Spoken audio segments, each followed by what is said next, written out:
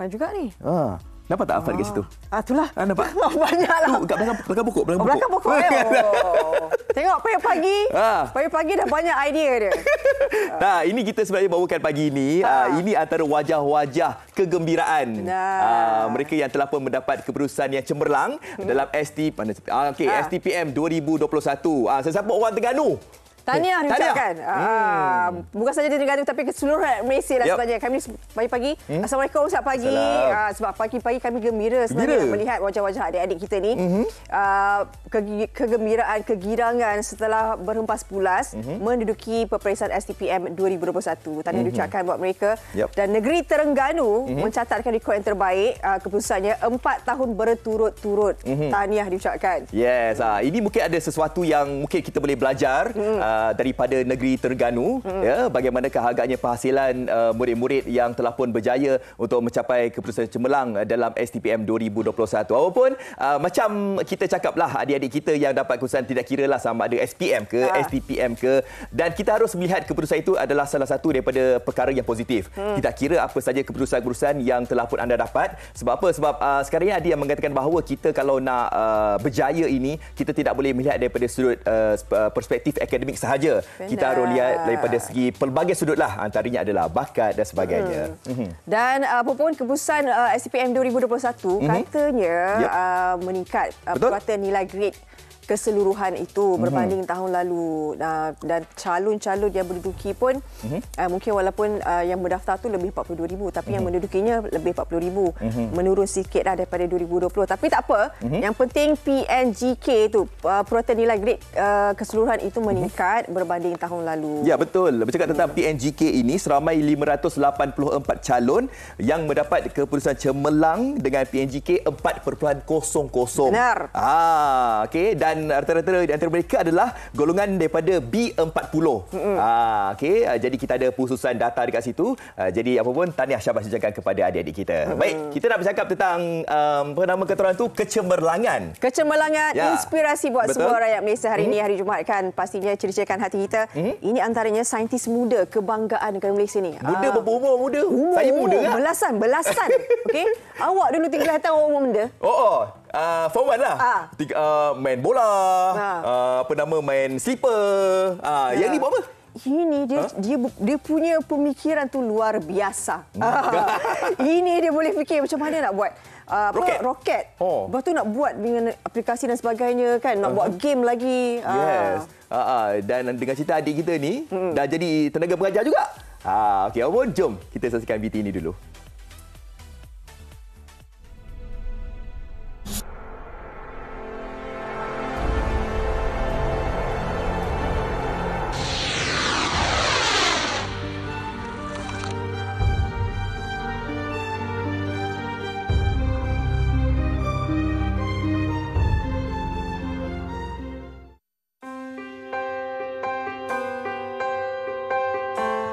Kecil-kecil cili padi. Meskipun baru berusia 13 tahun, roketer termuda Malaysia, Muhammad Khwarizmi, Muhammad Kamaruzzaman atau mesra disapa Kawo, sudah memiliki kebolehan untuk mencipta dan mereka bentuk model roket bahan api pepejal. Dia berupaya menggunakan perisian CAD, Computer Aided Design, Fusion 360 serta mencipta aplikasi telefon untuk mengawal pelancaran dan pergerakan roketnya sendiri. Lebih menarik lagi, hasil kerjanya adalah usaha bersama bapa, Muhammad Kamaruzzaman Zainul, 38 tahun. Eksperimen yang dijalankan mengambil masa setahun bagi menghasilkan satu roket yang lengkap.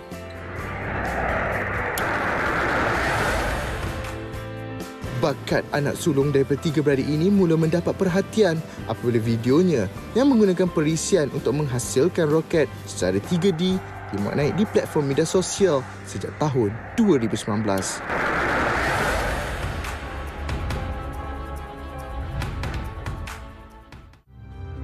Malaysia cukup berbangga dengan kepakaran bakal saintis muda ini.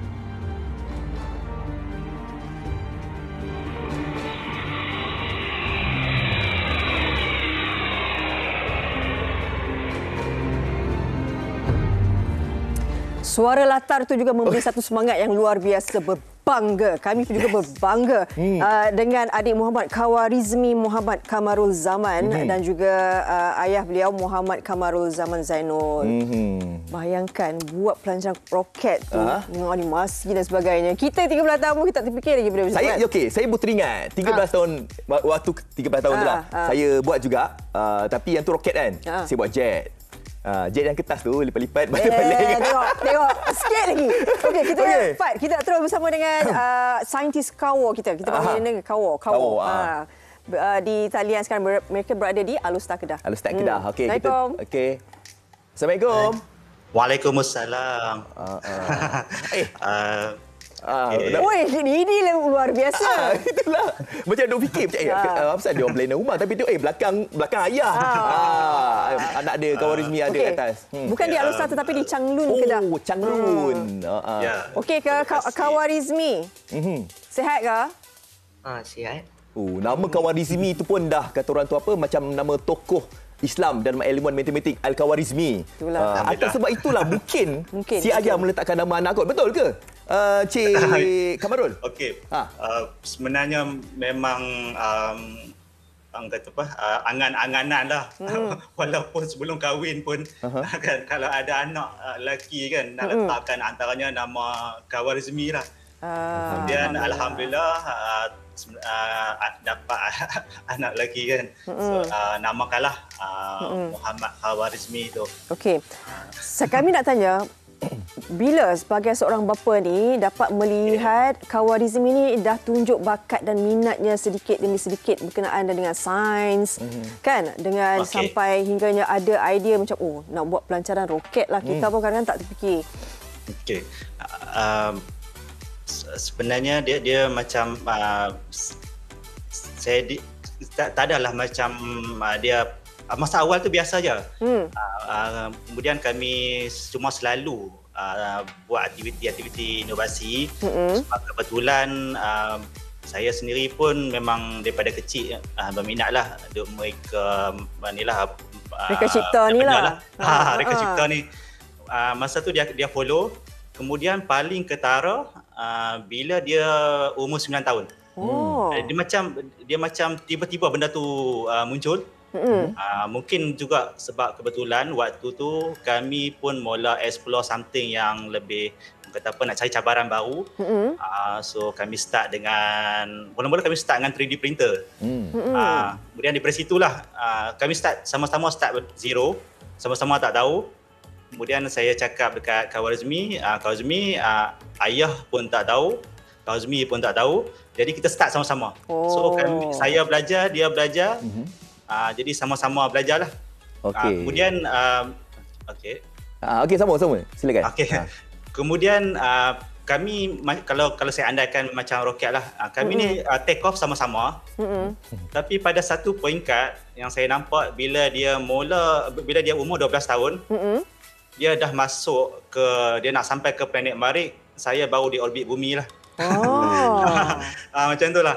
Dia betul tu saya sekarang ni dah tak boleh follow dah. Tak boleh follow dah? Dia lagi ke depan lah? Perumpamaan macam tu lah kan. Jadi saya macam tertarik lah dengan ayat belajar sama-sama tu kan. Jadi kita nak tanya dengan Khawarizmi sendiri lah kan. Roketier termuda dekat Malaysia ini. Nak tanya adik Kawo. Orang panggil Kawo ni, kawan-kawan panggil Kawo ke? Cik Kamarul panggil Kawo ni ke atau bagaimana ni? Boleh panggil Kawo juga? Saya panggil Khawarizmi tapi kawan-kawan saya panggil Kawo. Okey, Kawo. Okey, nak tanya Kawo lah kan. Tadi ayah ada kata kan macam belajar sama-sama apa semua. Jadi saya nak tahulah dalam segi nak buat roket ni, adakah ianya secara sukarela ataupun ada mungkin paksaan-paksaan daripada ayah yang katakan macam yalah macam ayah cakap lah, ayah nak bina roket, ayah nak jadi saintis, mungkin dah tak boleh, dah terlambat, jadi awak lah mewarisi apa semua. Saya nak tahulah mungkin ada segi yalah macam mana awak ni boleh timbul idea boleh kata tu bina roket ini ketika usia yang terlalu muda sangat ni. Adik Kawo. Okey, saya dapat idea untuk membina roket daripada ayah saya. Kami sama-sama belajar membina roket daripada kosong. Menggunakan aplikasi. Asalnya kami tak ada roket lagi. Asalnya ayah saya kira sendiri menggunakan tangan sendiri. Tapi sekarang dah improve dah, ada open rocket. Kemudian kami dah gunakan Fusion, Cura. Okey. Kalau ni ada ni tak? Kami rela ke terpaksa? Itu nak tanya tu. Rela. Rela. Yalah ikut ayah lah kan. Tapi memang masa banyak diluangkan bersama dengan ayah ke? Sebab kadang-kadang kita kalau 8 tahun, 9 tahun ni kan kita kadang-kadang nak main baling selipar dengan kawan-kawan kan. Balik sekolah je terus ni duduk dengan ayah, duduk ni lagi lah bincang macam mana ya. Ya, selalunya bila balik sekolah kami akan berbincang tentang projek-projek sains. Seperti yang baru-baru ni, My Rocket, My Control. Banyak dah banyak dah. Robotik. Dah berapa banyak dah yang direka cipta? Berapa banyak Azmi? Tak pasti. Maknanya banyak sangat tu kalau tak pasti. Sebab kita kami memang kena ada whiteboard untuk nak monitor kami punya projek-projek. Sebab memang banyak. Oh ya? Kadang kami sudah ada perancangan sehingga tahun 2024 Oi. yang nak dibuat. Jadi antara yang terbaru yang macam Kak Ruzmi sebutkan tadi, kami akan cuba masuk ke dalam bidang AI dan robotik pula. Wow. So itu memang perlu komitmen yang inilah. Dan seperti biasa, Kak Ruzmi lah yang akan tukang codingnya. Saya tukang beli je lah. Okey, sebab kita Cik Afat, bukan Pak Cik Afat nak tengok ni. dia punya perisian. Perisian tu. Boleh tak Cik Kamarul tunjukkan kepada kami lah antara Azmi perisian-perisian yang digunakan. Okay. Antara perisian yang digunakan adalah Open Rocket. Okay, ini salah Okey, satunya. jom kita tengok. Dan perisian-perisian dan juga perisian Fusion 360. Inilah di mana saya design model roket. Berapa lama nak mahir pakai perisian ni apa semua ni?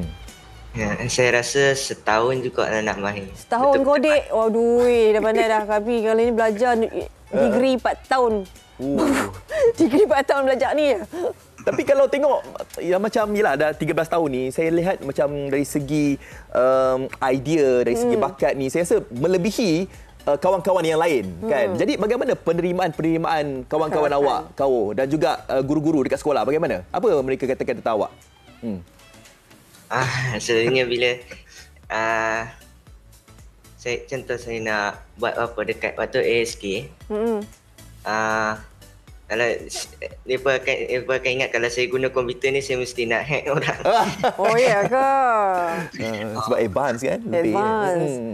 Cik Kamarul, tadi kata perancangan dah sampai 2024 kan? Okey, bagaimana nanti melihat sebab Kawa pun dia punya kebolehan, kehebatan dah melebihi Cik Kamarul sendiri. Jadi bagaimana seorang bapa tu memberi sokongan yang padu untuk melihat lebih jauh. Mungkin satu hari nanti Kawa Rizmi juga membawa nama Malaysia ke dalam bidang reka cipta kan, sebab tak ramai sebenarnya di usia muda sebegini. Ia memang satu cabaran lah. Sebabnya pertama saya sendiri bukan daripada bidang ni. Jadi saya memang ada minta bantuan lah daripada pensyarah-pensyarah di universiti. Terutamanya dalam perkara-perkara yang melibatkan programming.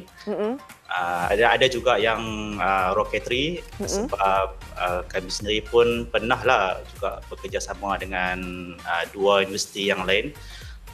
Tapi yang berkaitan coding tu memang kami dah berhubung dengan pensyarah-pensyarah yang memang mengajar sains komputer.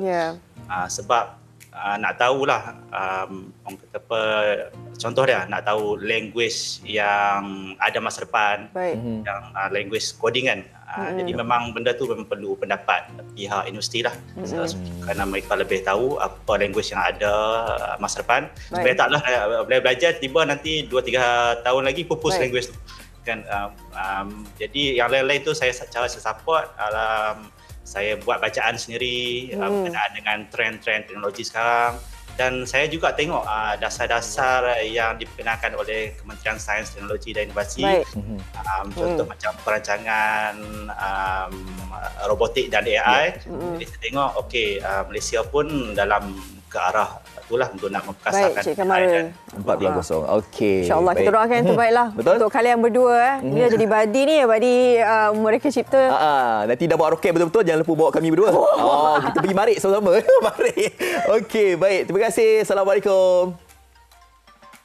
Okey, baik. Kita memang nak menggalakkan kita semua ni banyakkan aktiviti-aktiviti STEM ni, iaitu sains, teknologi, kejuruteraan dan juga matematik ni. Supaya kita dapat melahirkan insan-insan yang pandailah untuk reka cipta ni, apa saja dalam bidang sains ini. Baik, Fad, lepas ni kita nak berehat seketika. Sekembalinya nanti awak akan bongkar selongkar mengenai isu muflis. Yes, ini sesiapa yang mungkin dalam fasa-fasa nak ke muflis atau muflis ni, kita ada satu ni perkara yang akan kami tunjuk untuk anda untuk anda mampu bangkit kembali. Segalanya di Malaysia hari ini selepas ini.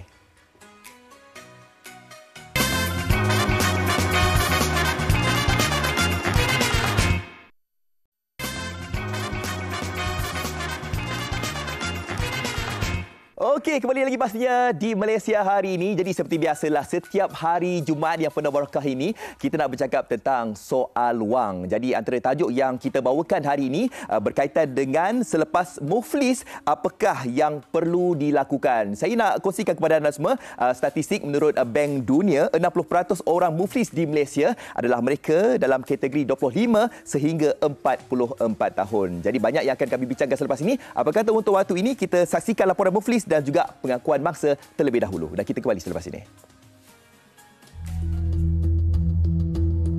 Sejak tahun 2018 hingga Julai 2022, sebanyak 46,132 individu yang ditadbir Jabatan Insolvensi Malaysia MDI diisytihar muflis. Jerat hutang dan tahap ilmu kewangan yang rendah merupakan antara faktor yang menyumbang kepada masalah kebangkrapan di negara ini. Bukan itu sahaja, faktor kendiri seperti perbelanjaan melebihi pendapatan turut mengakibatkan seseorang individu dikategorikan sebagai bankrupt. Berdasarkan kajian dari Januari hingga Julai tahun ini, individu berusia 35 hingga 44 tahun antara paling ramai yang menjadi mangsa. Pinjaman peribadi antara punca utama, diikuti pinjaman perniagaan, pinjaman perumahan dan sewa beli kenderaan. Persoalannya, benarkah rakyat tiada pilihan selain daripada berhutang untuk meneruskan hidup? Apa pula tindakan yang wajar dilakukan sekiranya berakhir dengan bankrupt? Waktu tu, sebab saya ada impian. Saya selalu impian dari kecil macam aku nak gaji ribu-ribu. Aku belanja gila-gila. So ini memang sifat saya. So macam saya fikir, okey, sebab saya waktu tu gaji saya tak banyak. Tapi saya berbelanja macam orang gaji yang banyak. Lepas tu sebab saya ego, aku nak jadi businessman. Belagak, aku nak buat bisnes, Orang yang buat bisnes, kita buat bisnes, tapi kita tak belajar. Ingat bisnes ni segang kan? Buat. Pinjam sana nak buat bisnes. Bila bisnes tak selesai, pinjam duit untuk top up untuk bisnes ni, tapi buat bisnes lain lagi satu untuk jaga lagi bisnes ni lain. So, you buat multiple business tanpa you faham apa itu bisnes. Itu yang pertama. Nombor 2, ego. Tengah susah ni ego lagi. Susah, duit tak ada ni. Ego lagi, belanja lagi. Ada kredit kad, tak apa, belanja lagi. Dia punya sampai tahap tu, sampai beratus ribu lah belanja. So, jadi macam dia stuck kat situ. Waktu tu, saya memang hilang semuanya. Dan waktu saya dapat surat bahawa semuanya tak ada, dalam situasi tu saya dah kereta kena tarik. Lepas kereta kena tarik, satu persatu akaun saya kena block. So waktu tu saya dah macam, ya Allah, aku memang tengah zero, tak ada apa-apa. Pada waktu tu, tengah gila jual online semua tu kan. Lepas tu dalam kepala otak saya dah tu, aku dah tengah tak ada apa-apa, aku tengah zero, aku kena buat sesuatu ni, Waktu tu memang saya cuba, kadang-kadang saya jumpa kawan saya pinjam handphone dia, okey aku nak cuba sell online, cubalah. Saya belajar, kawan saya kata cuba share dekat page. Saya teringat lagi apa yang saya nampak dekat YouTube, dekat macam-macam. And then kadang-kadang tu bila saya nampak duit shilling saya simpan. Duit shilling tu saya gunakan macam RM1. Dulu kalau nak main 1 jam internet RM3.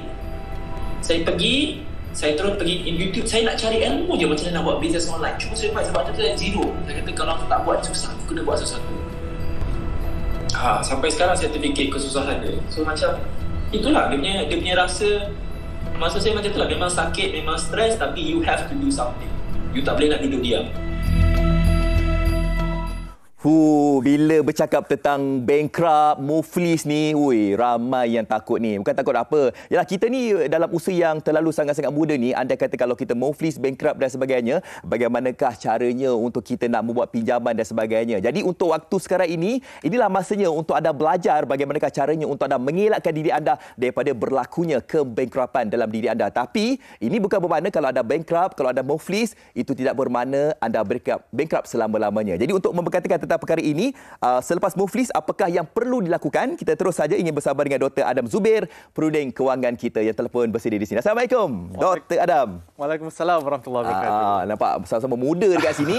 Jadi kita nak bawakan vibe orang muda dekat sini supaya anda tidak muflis, supaya anda tidak bankrupt. Jadi itulah dia. Ramai dari kita yang takut dan juga apabila mereka dah berada dalam kategori muflis, mereka dah ada selarai hitam lah, kan, sitos dan sebagainya, mereka tak tahu bagaimanakah cara-cara untuk mereka keluar daripada kepompong dibelenggu dengan masalah-masalah kebankruptan ini. Jadi sebenarnya ada jalan penyelesaian. Jadi mereka bukan terhenti dekat situ sahaja. Betul. Jadi bagaimana Dr. Adam ingin memberkatakan tentang, anda kata kalau kita bankrupt ni, ada jalan-jalan yang boleh kita keluar.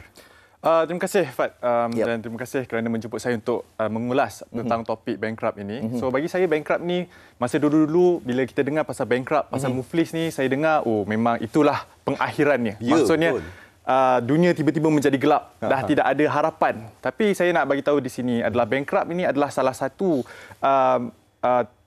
tindakan di mana sebenarnya bankrupt itu nak menghalang kita daripada membuat benda yang lebih teruk. Okay. Contohnya, kita dah tak boleh nak buat pinjaman, ataupun kita dah tak boleh nak buat pinjaman baru, kita tak boleh nak buat mungkin kesilapan-kesilapan yang menambahkan lagi hutang-hutang kita. So kita kena nampak bankrupt ini sebagai satu petanda ataupun satu amaran kepada kita untuk kita ubah cara hidup kita. Mesti kita dah buat sesuatu benda yang membuatkan kita ni bankrupt pada mulanya lah. Kenapa kita bankrupt? So bagi saya, bila kita bankrupt, nauzubillah lah, doakan semua orang tak nak bankrupt lah, kan? Bukan nak cakap bankrupt ni bagus. Bankrupt ni memang tak bagus. Cuma kalau bankrupt tu terjadi kepada diri kita ataupun ahli keluarga kita, kita kena yakin dan kita kena, seperti apa klip yang dah ditunjukkan sebentar tadi, maksudnya kita kena buat sesuatu, kita kena cari jalan. Ada jalannya, jangan risau. Okey, bercakap tentang cari jalan, buat sesuatu. Jadi kita nak tahu dah apa antara langkah-langkah yang harus kita semua ni buat ni. Anda kata kita berada dalam fasa bankrupt ini. Apabila kita diisytiharkan muflis ataupun diisytiharkan bankrupt, okay, benda pertama yang kita kena buat, basically kita kena laporkan kepada MDI ataupun Jabatan Insolvensi Malaysia. So kita kena laporkan kepada mereka, dan apa yang kita perlu buat adalah kita kena tahu apakah tindakan yang kita harus lakukan. Contohnya, bagaimana kita nak menyelesaikan hutang-hutang kita. Biasanya bila kita diisytiharkan bankrupt atau muflis ini disebabkan hutang kita yang terlalu banyak dan kita tidak mampu nak bayar komitmen bulanan itu. So bila kita isytiharkan diri kita, report kepada Jabatan Insolvensi Malaysia, kita dah tahu berapa banyak yang kita kena bayar, kita harus ikut ataupun turuti berapa yang kita kena bayar bulan-bulan. Dan bankrupt ini pun, apa yang kita boleh buat selepas itu adalah kita pun boleh, kalau kita ikut pada schedule ataupun berapa banyak yang kita kena bayar, kita boleh dapatkan ataupun kita boleh meminta daripada mahkamah untuk lepaskan ataupun untuk bebaskan diri kita daripada muflis ataupun bankrupt. Biasanya setahun ataupun 2 tahun. Dan sekarang ini, tak silap saya, selepas tahun 2017, kita kalau lepas 3 tahun, kita boleh bebas daripada bankrupt atau muflis kalau kita ikut pada jadual pembayaran, kita jaga tingkah laku kita. Maksudnya kita tak buat benda-benda yang tak sepatutnya kita buat. Tak tambah lagi hutang lah.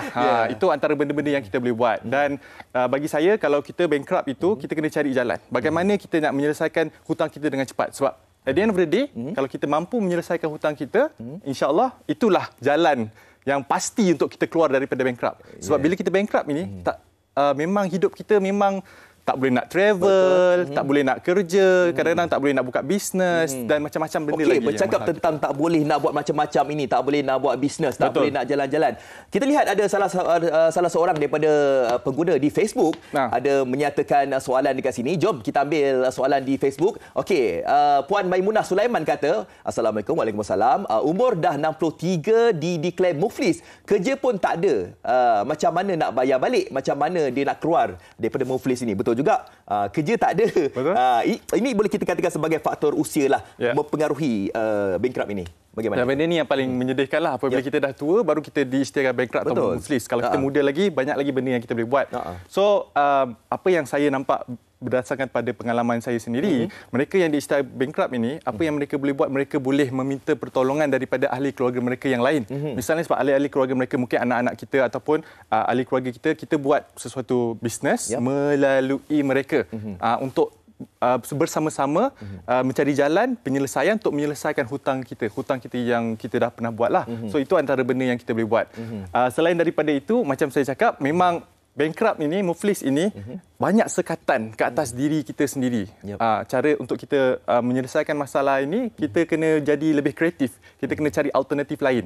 Misalnya, so kalau nak buat bisnes dan sebagainya. Ada kemungkinan tak andai kata ada di antara kita ni yang berada dalam situasi bankrupt, muflis ini seperti mana Puan Maimunah itu, adakah boleh kita merayu agar nama kita itu dikeluarkan buat sementara waktu ke atau bagaimana? Seperti yang saya cakap, kita boleh merayu di mahkamah. Okey. So, kita tak boleh nak merayu terus. Maksudnya, biasanya dalam setahun, setahun ke 2 tahun, kita boleh cuba merayu di mahkamah untuk bebaskan diri kita daripada diisytiharkan muflis ataupun bankrupt itu. Jadi ada proses rayuan dekat situ lah. Ada proses rayuan. Tapi kita kena, orang kata apa, kita kena bertingkah laku baik.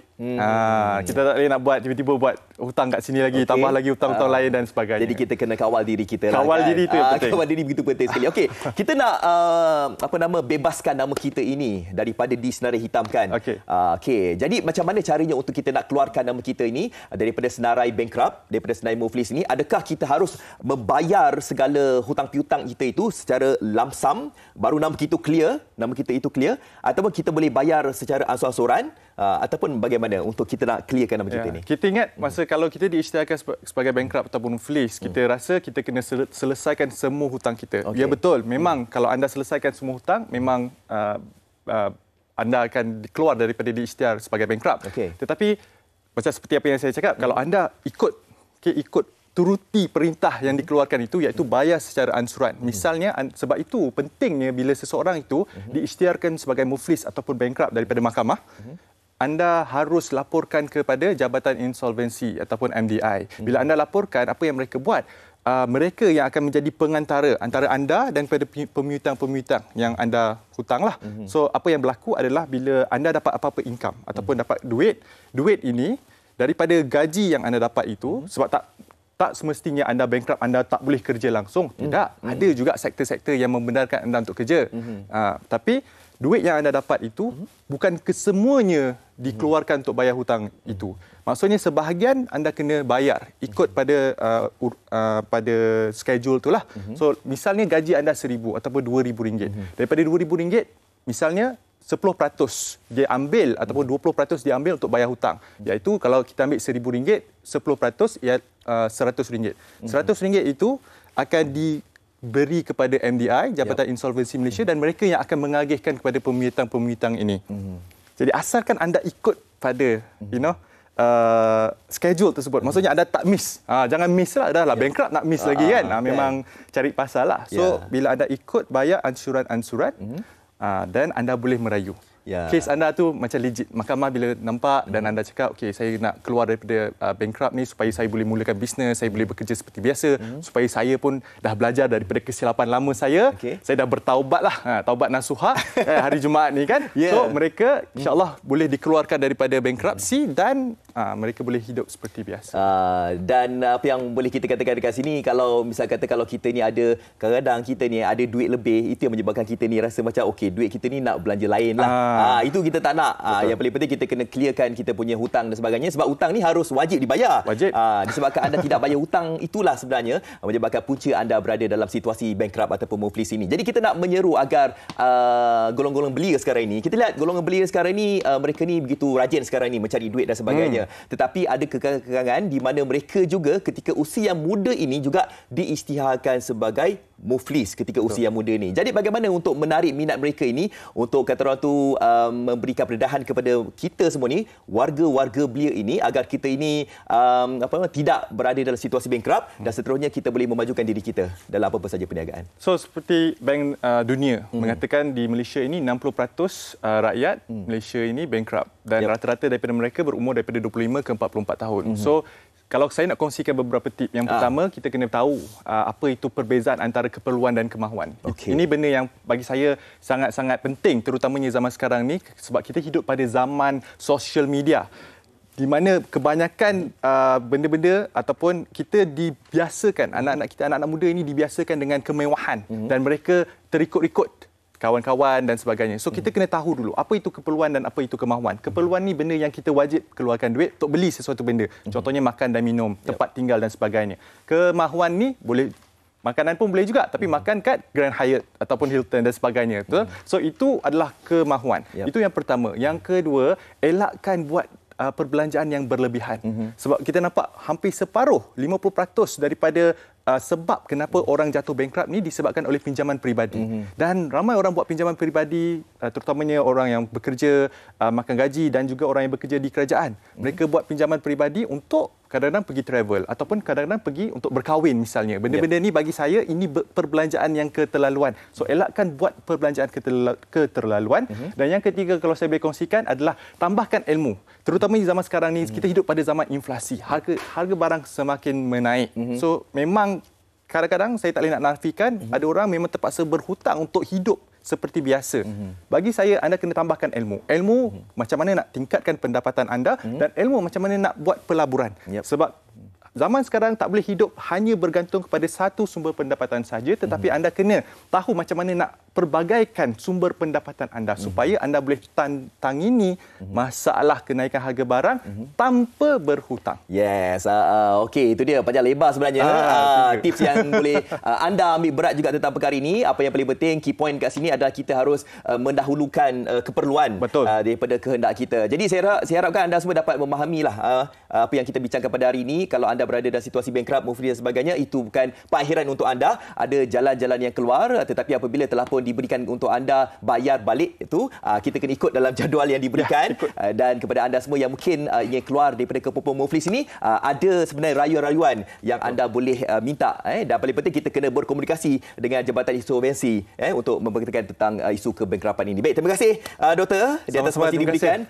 Jadi kita harapkan anda semua dapat memahami apa yang kita telah perbincangkan tadi. Baik, terima kasih Dr. Adam Zubair. Okey, untuk waktu ini seperti biasalah dalam segmen soal wang ni, kita ada sesuatu yang kita nak tunjukkan kepada anda semua berkaitan dengan harga semasa, harga emas semasa. Ini untuk anda semua yang mungkin ada membuat perniagaan emas ini. Okey, jom kita kongsikan untuk anda harga emas untuk waktu sekarang ini berapa. Okey, untuk emas 916 22 karat, okey, harganya RM265.30 dan untuk emas 999 24 karat, harganya RM289.34 dan ianya telah pun dikemas kini pada 19 Ogos ya. Okey, iaitu pada hari ini. Dan seterusnya kita ingin melihat kadar pertukaran wang asing.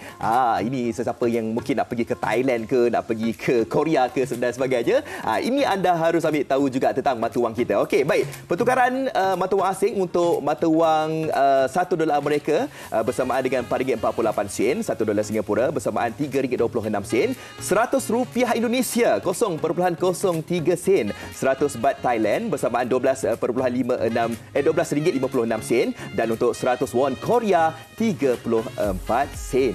Okey, jadi lepas ni kalau nak tukar-tukar mata wang, kena lihatlah ya kadar pertukaran wang asing ini untuk kita tahu. Baik, dan yang seterusnya kita nak lihat, ini anda semua yang main saham ni, kita lihat 5 kaunter paling aktif setakat 19 Ogos 2022 dan yang berada carta teratas sekali Malaysian Pacific Industries dengan nilai terkini 32.500, diikuti oleh Heineken Malaysia Berhad 24.960, Hong Leong Financial Group Berhad 19.800, diikuti oleh Kotra Industries Berhad 4.600 dan Gas Malaysia Berhad 3.400. Dan rekod setakat ini adalah pada pukul 9.35 pagi. Okey, itu 5 kaunter paling aktif pertukaran wang asing dan harga emas telah pun kami kongsikan, dan juga kita dah pun mengetahui tentang bagaimana kita nak melepaskan diri kita daripada kepopong Muflis ini. Okey, baik, kita nak berhenti berehat seketika dan sekembalinya nanti banyak lagi pengisian. Antaranya kita nak bercakap tentang wakaf RM1,000 untuk mak dan ayah. Segalanya di Malaysia hari ini selepas ini.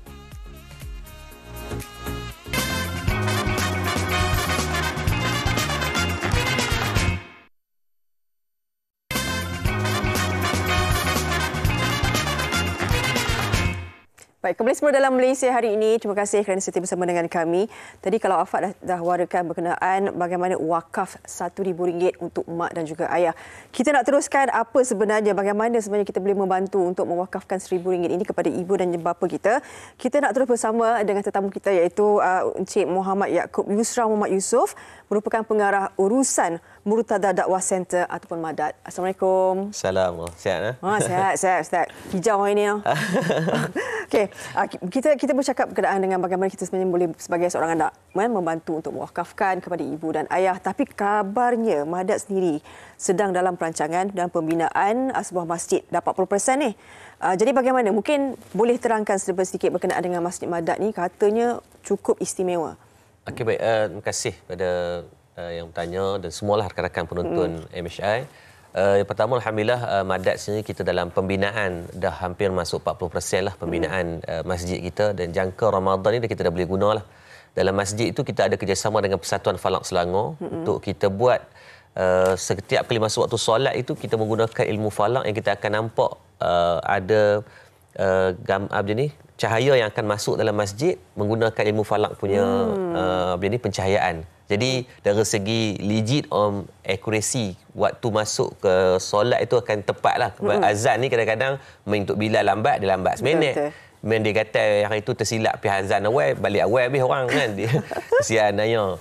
Jadi sebab tu kita buat kerjasama dengan Persatuan Falak Selangor.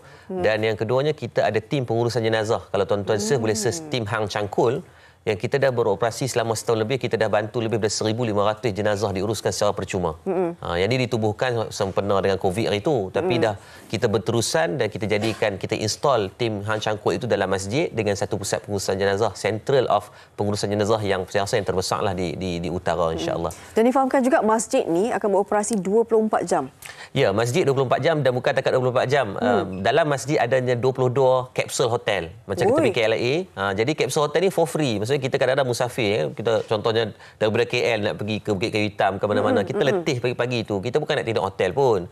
Kita nak mandi sekejap, nak rehat 2-3 jam tu. So that's why kita buat dalam masjid. Kalau tengok di dalam gambaran 3D kita tu, di bawah tu ada ruangan, memang ada 22 hotel yang berbentuk kapsul yang boleh takkan nak charge phone, nak rehat sekejap. Bukan nak honeymoon. Honeymoon pergi tempat lain lah. Kan? Jadi dia adalah for sale untuk nak rehat. Kemudian ni, dan tu kita buka 24 jam. Okey, dalam untuk membina masjid yang sungguh istimewa, bagi saya ini luar biasa juga ideanya. Apa cabaran yang dilalui? Okey, dari segi cabaran ni dari segi report lah, kita pun pelik lah. Kebanyakan orang ni saya hampir setiap bulan lah saya kena terpaksa jumpa dengan PBT, pihak berkuasa tempatan dan sebagainya, sebab orang suka report. Saya pun tak tahu report, tapi okey lah, as long as benda tu kita legit, kita ada semua plan, kita ada kebenaran rancang dan sebagainya. So far saya kata so good lah. Cuma penat lah kita setiap kali report kita nak kena pergi menghadap. Yang kedua adalah segi cuaca lah. Kadar Malaysia ni menanggung kadar hujan yang sangat membimbangkan sekarang, membuatkan cuaca tak tentu. Cuaca ni tak tentuang sikit. Tambah di Kedah ni tak tahulah dia rajin lebih sangat hujan. Allah mengizinkan satu mungkin rezeki dari sudut yang berbeza lah. Jadi yang lainnya adalah dari segi kos lah. Kos barang yang naik memang tak relax langsung. Kita asal perancangan 4.8 juta, tapi disebabkan PKP setahun kita tak boleh nak buat pembinaan. Boleh tengok saja hari-hari, tengok konkrit, tengok bata, tengok simen. Yang turunlah hujan ni, barang lain semua naik. Jadi bila kenaikan barang tu membuatkan kos daripada 4.8 juta dah naik jadi 6.2, 6.1 juta. Dan benda ni bukannya Madat saja, seluruh dunia mengalami efek daripada inflasi yang berlaku. Jadi sebab tu kos kita mengharapkanlah tuan-tuan puan-puan yang ada berdekatan datang ziarah pun boleh. Kan lagi kata ustaz ni sembang hari ke tak tuan-tuan datang dan tengok sendiri bagaimana pembangunan yang sedang kita bangunkanlah di Madat, insya-Allah. Okey. Jadi ini yang sebenarnya kita nak highlightkan, bagaimana sebenarnya orang ramai boleh menyumbang, membantu dalam pembinaan Masjid Madat ini. Dan kempen derma wakaf untuk ayah ibu ni dah 2 tahun dah. Mungkin Ustaz boleh terangkan juga lah. Okey, baik. Kita ni tahun yang kedua lah. Tahun yang kedua untuk permulaan daripada kempen wakaf buat mak ayah. Kita letakkan dengan angka 1,000 tu. Janganlah kata Ustaz, Mami tak ada 1,000 baru beli peluk dakat, baru beli telefon baru apa semua ni. Mana nak ada duit dah. Baik tuan-tuan, 1,000 ni adalah objektif yang kita letakkan. Tak mampu 1,000 kupang pun tak ada masalah. RM1 pun tak ada masalah. Ataupun doa lah minta agar bagi kemudahan. Kita dah buat satu sistem, tuan buka di website madatcenter.com, kita terang di TV, tuan-tuan di kaca TV tu. Tuan-tuan tengok, kita dah buat satu sistem khas yang tuan-tuan boleh buat auto debit. Kadang-kadang kita ni lupa makan semut dan sebagainya, kita terlupa kan. Nak bor 1,000 seketul tak ada. Nak buat 100 sebulan, takut bulan ni ingat, bulan depan tak ingat dah. Jadi kita dah buat sistem auto debit. Tuan-tuan just ni setiap bulan dia akan buat penolakan. 50 sebulan ke, selama tempoh mungkin 20 bulan. Kalau 100 bulan pun tak ada masalah, ikut kadar kemampuan. Jadi kempen ni untuk apa? Untuk kita aja. Macam saya sendiri, mak saya meninggal waktu zaman saya kecil. Jadi apa yang saya nak buat sekarang, saya jadi jurucakap di Madat ni. Saya uruskan Madat, saya tak ambil gaji, saya tak dapat bayaran apa-apa, tapi saya seronok tu, saya nak tumpang pahala juga agar pahala tu sampai kepada arwah mak, arwah abang Ustaz Murtada sendiri yang mengasaskan Murtada Dakwah Center. Mudah-mudahan itu jadi manfaat lah, insya-Allah. Baik, dengan bahasa yang berbaki ini, mungkin boleh warakan juga kepada kalian bagaimana mereka ni boleh membantu untuk mewakaf dan menyumbang lah. Okey, baik. Yang pertama, tuan-tuan, saya suka untuk tuan-tuan, kalau siapa yang berdekatan di utara tu, rajin-rajinlah datang untuk ziarah. Kita bukan hanya ada masjid, kita ada rumah kucing, ada beratus ekor kucing kita jaga secara percuma. Kita ada tafiz, kita ada rumah anak yatim kita jaga, semua tu secara percuma. Kata Ustaz Abi yang macam mana boleh percuma? Kita pun tawakal pada Allah, kita buat je lah kan. Tuan-tuan boleh ke madatcenter.com. Kalau siapa yang duduk Johor lah, duduk di Johor, takkan nak main Kedah balik awal dia kata Ustaz. Jadi tuan-tuan boleh tengok ke madatcenter.com, akan ada semua progres pembangunan yang kita update from day to day. Masjid, rumah warga emas kita, stadium e-sport, kita ada tempat paintball, kita tengah buat futsal sekarang. Jadi semua ni adalah kita nak bagi balik, dan yang siapa yang menyumbang, yang paling bestnya kita bagi 42,000 secara percuma. Jenuh baca lah setahun tu, kira tak habis lah kot baca, insya-Allah. Dan bagaimana manfaat tu sampai kepada semua, dan saya mengalulukan tuan-tuan datang dan tengok sering bagi kebaikan, insya-Allah. Insya-Allah, sama-sama kita membantu dan menyumbang untuk wakaf RM1,000 buat mak dan ayah. Terima kasih kepada Muhammad Yaakob Yusra Muhammad Yusof, pengarah urusan Murtada Dakwah Center Madat. Terima kasih sekali lagi. InsyaAllah moga-moga Jumaat ni membawa keberkatan bersama untuk kita. Kita nak beras ketika sekembali. Nanti kita nak bersama dengan Afad bicara berkenaan dengan dana wakaf pembangunan Surau Al-Muhajirin Kajang Utama selepas ini di MHI.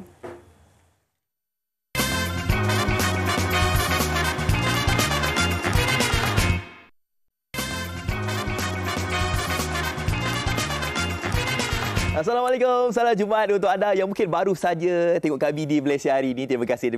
Okey, baik. Kita bercakap tentang hari Jumaat yang penuh berkah ini. Kita nak carilah antara mungkin ada dana-dana yang mungkin kita nak kongsikan pahala kita pada hari ini. Kita terus saja ingin bercakap tentang dana wakaf pembangunan Surau Al-Muhajirin yang terletak di Kajang 2 Selangor. Untuk itu, kita terus saja bersama dengan pendakwa bebas berangkap Duta Khas Jawatan Kuasa Pembangunan Surau Al-Muhajirin Kajang Utama, Ustaz Nazri Nasir. Assalamualaikum Ustaz. Waalaikumsalam warahmatullahi. Okey, baik. Tadi sebelum tu kita dah berborak tadi berkaitan dengan surau ni. Surau ni memang dah lama dah, 25 tahun. 25 tahun. Daripada jemaahnya 300-400 orang dan sekarang alhamdulillah 1,500 orang. Betul. Kan? Okey, jadi sebagai permulaan mungkin Ustaz boleh kongsikan tentang surau ini dan apakah hala tuju surau ini nanti. Bismillahirrahmanirrahim. Assalamualaikum warahmatullahi wabarakatuh. Kepada sidang penonton yang dirahmati oleh Allah. Baik, surau ni dia sudah bertapak Bali. Alhamdulillah lebih kurang sekarang menampung 300-400 orang. Jadi tujuan utama kita adalah untuk membesarkan kerana penduduk situ semakin padat. Betul. Ustaz tengok di Kajang 2, di Bangi, semua dah datang berkumpul di situ. Jadi itu tujuan kita, antaranya untuk kita memperbesarkan lagi supaya kapasiti itu dapat menampung jemaah yang berada di situ, insya-Allah. InsyaAllah. Baik, itulah sebenarnya kita perlukan sebenarnya pertolongan daripada kita semua ni untuk kita nak melebarkan, membesarkan lagi surau itu. Dan berkemungkinan besar juga, anda kata kalau dah besar mungkin dapat status pertukarannya kepada masjid. InsyaAllah. Amin. Okey, jadi kita nak tahulah antara perkembangan dengan terkinilah dana yang telah pun disumbangkan. Alhamdulillah. Pertama sekali kita dah kumpul lebih kurang dalam 300 hingga 400 ribu buat masa ni. Untuk fasa yang pertama. Jadi kita berbaki lebih kurang dalam 9.6 juta. Jadi Ustaz menyeru kepada individu-individu hartawan, syarikat-syarikat korporat. Inilah peluang yang terbaik untuk kita rebut. Kerana sempena dengan hari Jumaat ni, Sayyidul Ayyam penghulu segala hari ni, inilah tempat untuk kita sama-sama infak wakaf untuk pembangunan jariah Surau Al-Muhajirin. InsyaAllah. Amin. Dah lalang kita bercakap tentang infak ni, mungkin Ustaz boleh kongsikan tentang kebaikan infak lebih-lebih lagi dalam pembinaan masjid ni, Ustaz. Masya Allah. Allah Ta'ala berfirman di dalam Al-Quran, wa idza qila lahum anfiqu mimma razaqakumullah. Alhamdulillah, adalah untuk kita dermakan harta kita, duit kita adalah semata-mata untuk jariah. Nabi bersabda lagi dalam hadis, iza mata ibnu adama in qata'a amaluhu illa min salasin sadaqatin jariyah. Inilah sedekah jariah ni, walaupun kita dah masuk besok di alam barzah, kita dah berpindah, tetap mengalir Fali. Tetap mengalir, tak berhenti. Terutama kalau kita ada niat untuk mak ayah kita. Sama ada mereka masih hidup ataupun telah pergi meninggalkan, jangan tinggalkan peluang ini, rebut. Kerana surau ni, Fali, Ustaz tengok memang sangat aktif. Budak-budaknya dengan pengajian ilmunya, Qurannya, jangan lepaskan peluang. Rebut peluang ni cukup-cukup. Mudah-mudahan memberi kebaikan pada kita dunia akhirat, insya-Allah. InsyaAllah. Amin, amin. Kena rebutlah peluang ini. Rebut Fali, insya-Allah. Sebab lebih-lebih lagi kita hari Jumaat ni memang ada di antara kita yang mungkin memang nak sangat memberikan infak ni. Jadi seperti mana anda dapat lihat di paparan skrin sekarang ini antara nombor akaun, dan yang paling penting sekarang ini, yang paling senang, anda scan sahaja QR code. Scan. Sekarang mudah Fali. Mudah, Ustaz. Pergi je dekat barcode tu. Scan, lepas tu bolehlah kata orang tu letak berapa amount yang ingin dikongsikan. Ustaz, ada orang cakap bahawasanya anda kata kalau kita ni nak derma ni ada amount yang tertentu. Ada juga yang mungkin kena kod nak memberikan wang kita ni. Jadi bagaimana Ustaz untuk menjawab soalan Pertama sekali kita kena ingat, harta yang Allah Ta'ala pinjamkan kepada kita, harta kita sebenar, harta kita infakkan di jalan Allah. Itulah harta kita sebenar. Sebab tu Ustaz sebut tadi, wa idza qila lahum anfiqu mimma razaqakumullah. Itulah harta yang perlu kita dermakan. Jangan kedekut, kerana kedekut ini adalah sifat iblis laknatullah. Gunakan semampu kita, ikhlaskan hati kita. Percayalah, di situ titik permulaan Allah Ta'ala luaskan rezeki kita, terutama hari Jumaat ni, Balik. Betul. Memang kata orang tu, bukan nak cakap orang lah, saya sendiri pun mengalaminya. Kan, kita tak tahu rezeki itu datang dari mana. Kan? Tapi yang paling penting kita sedekahkan wang kita itu, insya-Allah kita akan dapat berlipat kali ganda. Insya-Allah. Itu niat kita utama tu. Okey Ustaz, yalah, ada mungkin dari kita yang mungkin anda kata kalau mereka dah infakkan wang tu, kita nak tahulah antara pengisian-pengisian apa yang ada dekat dalam surau atau Masjid Muhajirin itu. Alhamdulillah. Pertama sekali adalah untuk kita terapkan anak-anak muda kita untuk datang. Tujuan kita untuk letakkan satu legasi siapa yang boleh mentadbir. Jadi di situ Ustaz tengok dengan kuliah agamanya, dengan kelas fardu ainnya, kelas iqra'nya, dan di situ aktif anak-anak kita beriadah. Ada pingpong, ada badminton. Ustaz datang pun Ustaz pun join sekali. Boleh main sekali.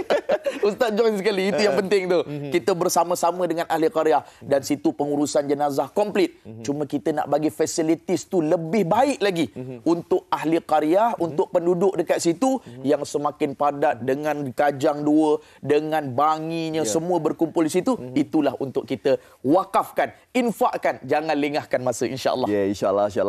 Jadi anda kata kalau surau atau masjid ini dah siap nanti ni, ramai-ramailah kita mengimarahkan sama-sama, insya-Allah.